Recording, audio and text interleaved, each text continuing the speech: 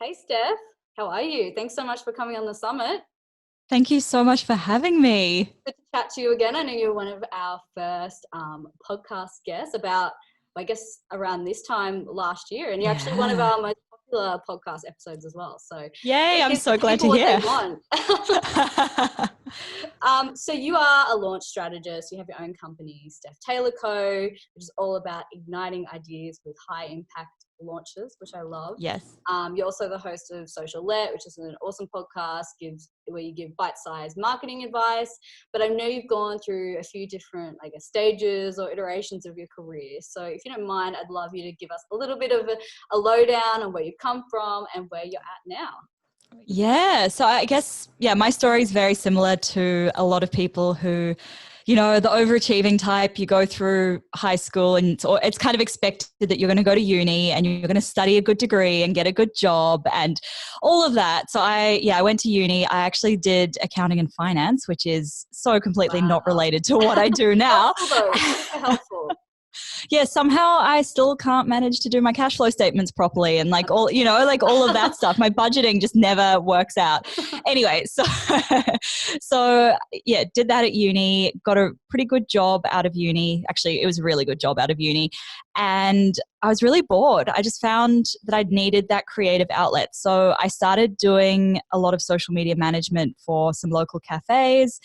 And probably about a year into that, I realized, hey, if I'm doing this for other people's businesses and it's actually really successful, then maybe I could start my own business and I would be able to do this as well. So around that time, I was going through the I Quit Sugar 8-week program and I just fell in love with how good I felt not eating sugar. And I kind of wanted to spread that message with people. So I decided to start a health food subscription box called the Sugar Free Box, which was every month or every quarter, people would receive a little goodie box with sugar-free snacks that they could eat. So I did that, and probably it was about 2 weeks before I launched that actually, where I was hustling pretty hard. I was getting up really early in the morning and working on this business before I was going to my day job, where I was still working another 10-hour day. And after about a couple of weeks, my body was just like, nah, you need some sleep. You need some veggies. You need something.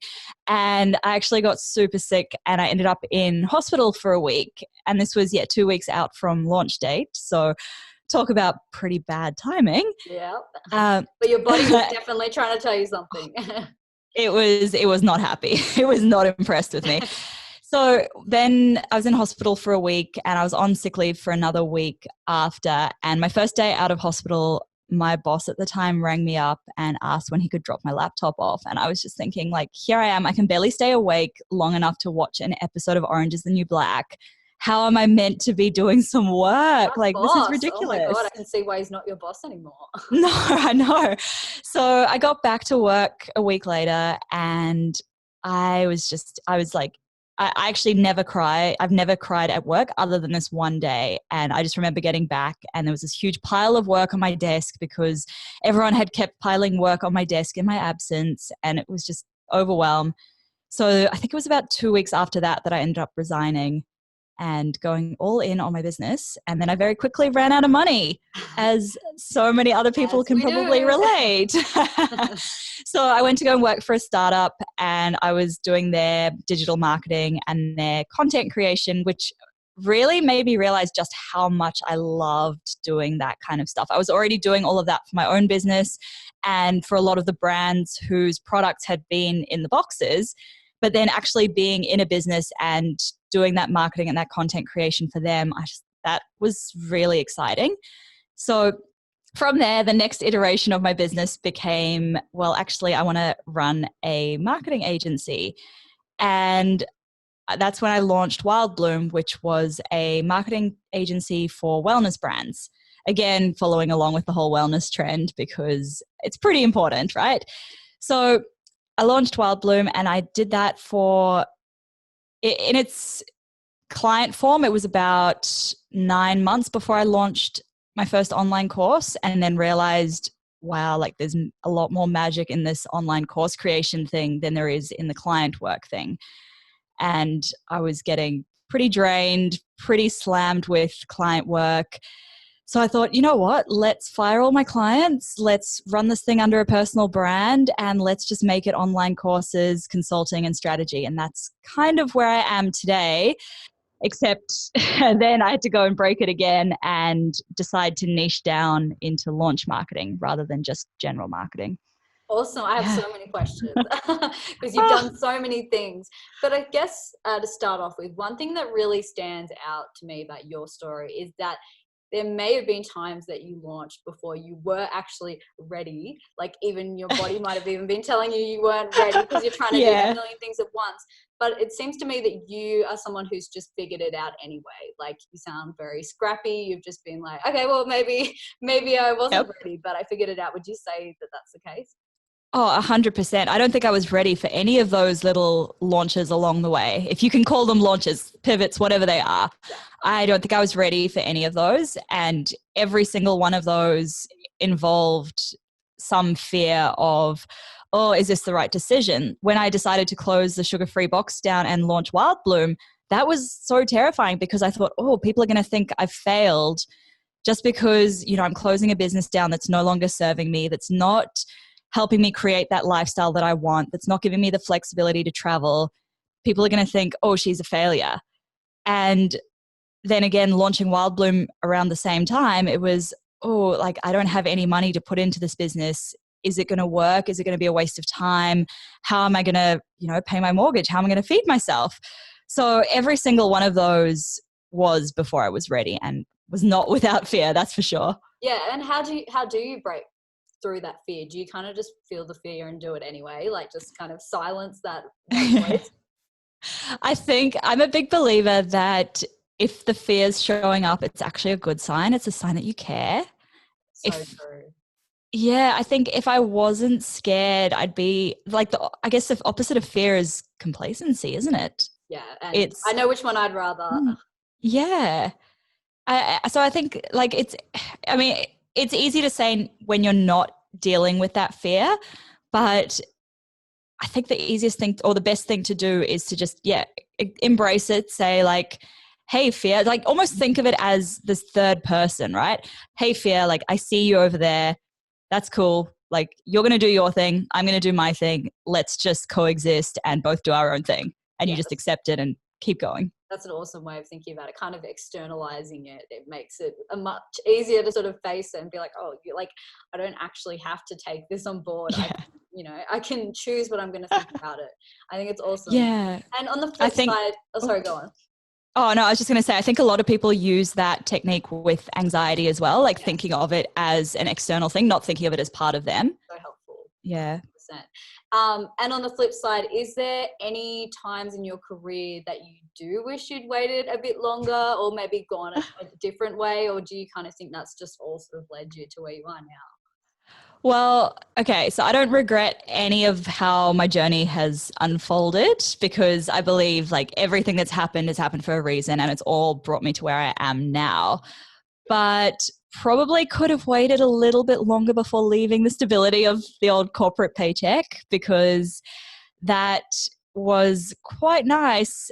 And I didn't really appreciate the stability of getting paid fortnightly until I wasn't getting paid fortnightly.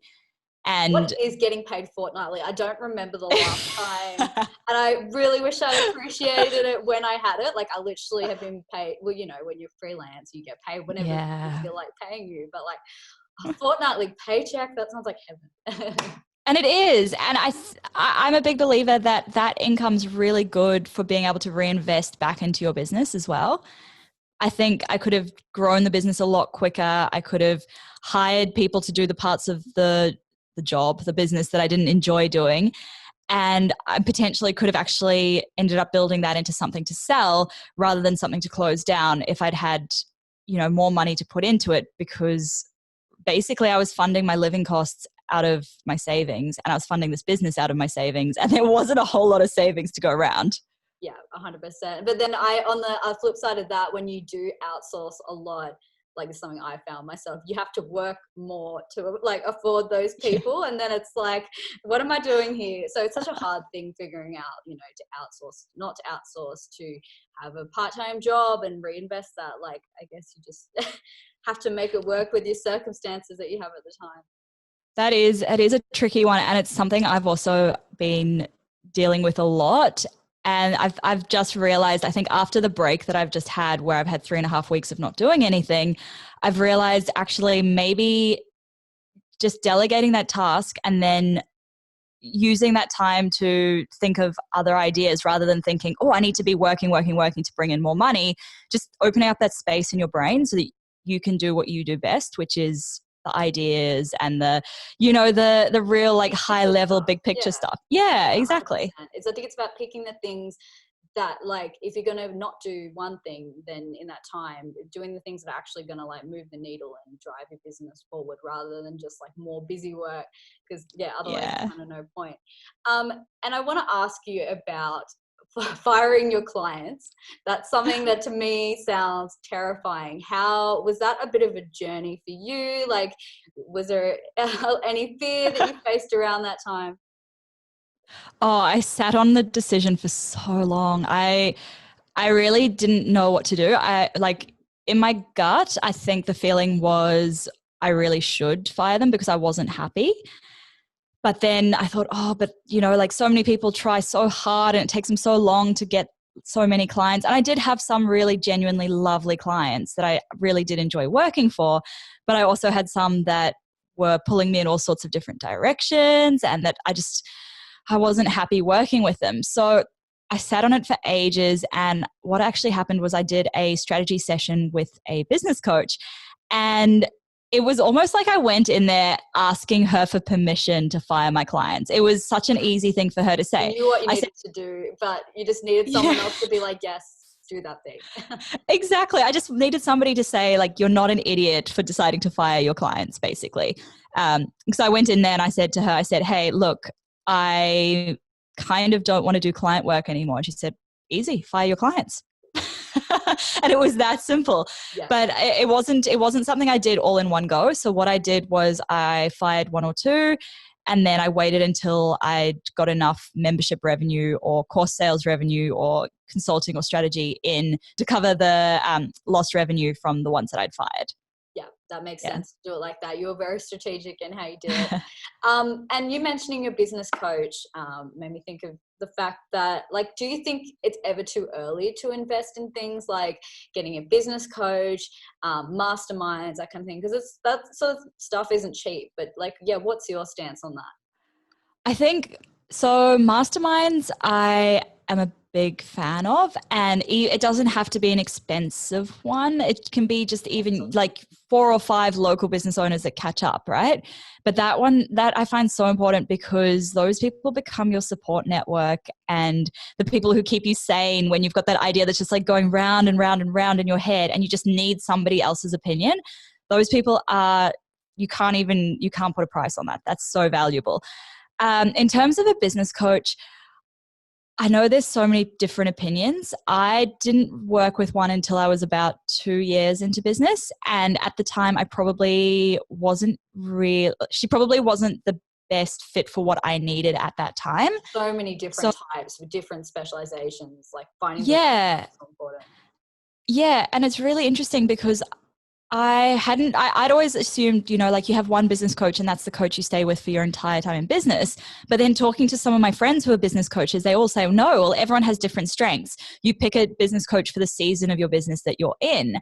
So in that season, I don't think I really needed one. I was actually doing pretty well with what I was doing. So I guess, it's a bit of a, I don't know. I don't know if I'm the right person to answer that question, really. No, but it's interesting to hear your perspective on it, even just from someone who's worked with one, because I haven't personally worked with one. And I know that I'm always like, you know, I really should. I'm sure they could give me insights. You know, when you're too close to things, sometimes you need someone external to come in. But then I've just outsourced a bunch of stuff instead. So it's like, I think it'd be hard. It can be hard to figure out when is the right time and whether that is the main, you know, the biggest thing that you're going to benefit from at that time. But also before just picking a business coach, say, okay, well, this is what I need a business coach for. Maybe you're really struggling with getting on top of the numbers and things in your business, and then you'll go to somebody who's stronger in the numbers. Maybe it's mindset that you're really struggling with at that time, and then you go to somebody with that mindset. So it's not just, oh, I need to get a business coach because everyone else is getting one, or I need a business coach because I need feedback on my ideas, because a mastermind can give you feedback as well. Yeah, and with business coaches, you can sometimes just do like a session or two with them. There doesn't have to be. Yeah. It could be you've just got a specific question you want to ask them, and you want like, someone who's dealt with that before to go through it. So it doesn't have to be this like thing that costs you like $30,000. Yeah. Yeah, like I like doing what I've done the last 2 years in a row is at the end of the year, I've done a strategy session with a business coach to, map out my goals, map out my action plan, so that it's not just me setting these targets and these actions that I need to do. There's actually somebody else saying, well, this is what you need to do to move forward in your business. That sounds like the perfect way to like dip your toe in the water with that kind of thing. That sounds amazing. Yeah, definitely. And why launching? Like, why did you land on, helping people with their launches?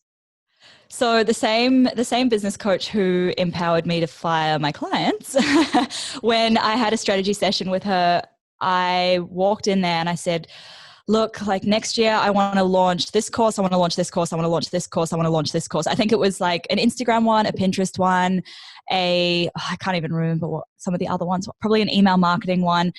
And I had all of these ideas and I was like, but the problem is nobody knows me as being good at one thing because I'm such a generalist. And she looked at me and she said, she looked at me and she said, well, it kind of sounds like launching is your thing if you love it, because nobody else really loves it. And I was like, oh yeah, that's a very good point. So that's how launching became my thing. And what about in terms of like, so you've launched a couple of courses now and like membership sites.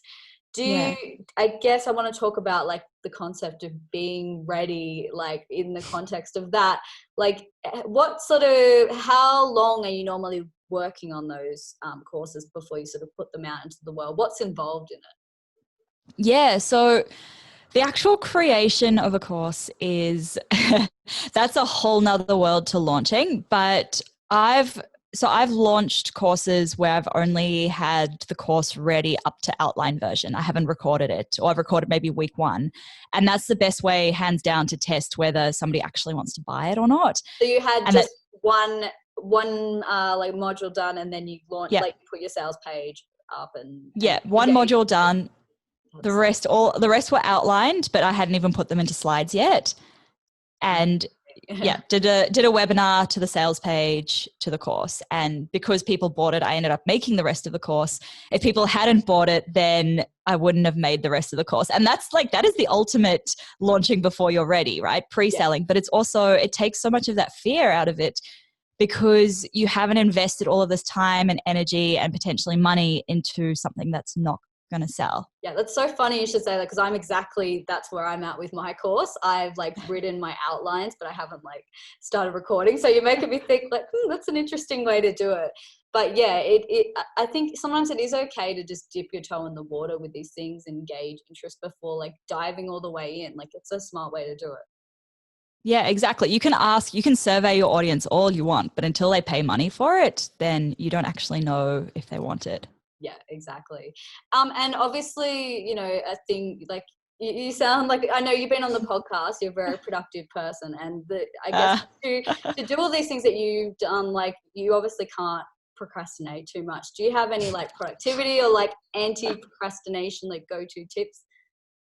I really laugh at this because in like the hour before, or like the 2 hours before this call, I've been for a walk and I had lunch and I was reading a magazine. So I'm not that productive. Well, maybe I am productive. Work smarter, not harder. It sounds like you've done like a lot in terms of creating balance in your life over the last like couple of years.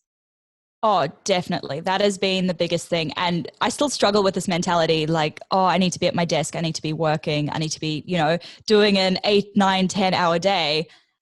Rather than, oh, hey, I outlined 12 podcast episodes in 3 hours. Like, yay, that was really good.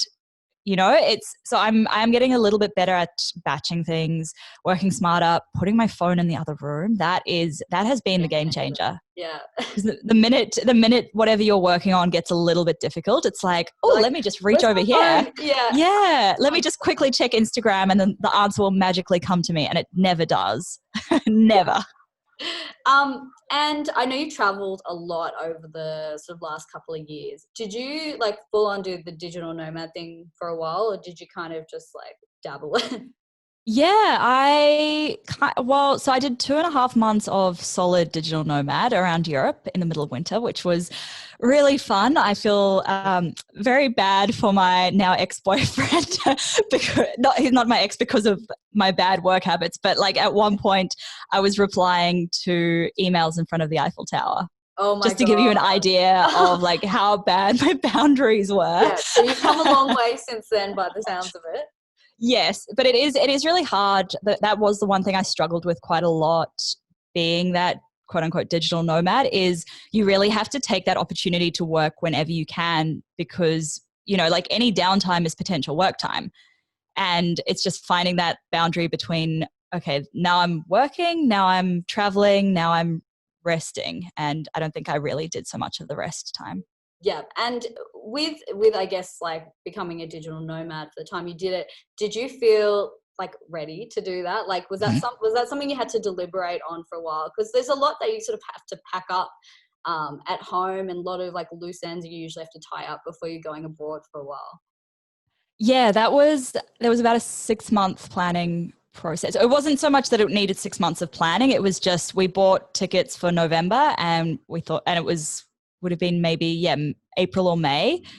And that was just the deadline. And that was actually what made me launch that first course, because I suddenly thought, I need a bit of cash in here. Like I've got clients paying me, but then there's also so much cash going out, and I don't have like enough to, cover all of the unexpected costs that happen when you're traveling.